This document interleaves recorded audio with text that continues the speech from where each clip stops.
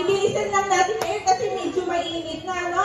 So, sa pagsisimula po ng ating flag raising, alam ko na 2 taon, halos ang lumipas na hindi po ulit tayo nakapag-flag raising. Yan. So, ngayon, masisimulan na natin yung flag raising natin dito sa ating gym. So, sa pagsisimula po, tayo ay pangungunahan ni Ma'am Cheska Lumalo para sa ating pambungad na panalangin. Susundan po ni Ma'am Vicky para sa pagkumpas na lupang hingi.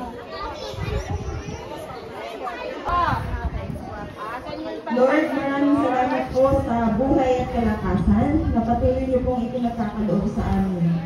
Nagpapasalamat rin po kami sa pag-iingat sa amin upang kami ay makarating ng pare-pareho at ligtas. Ilayo mo po kami nawa sa kapahamakan, sinasaalang.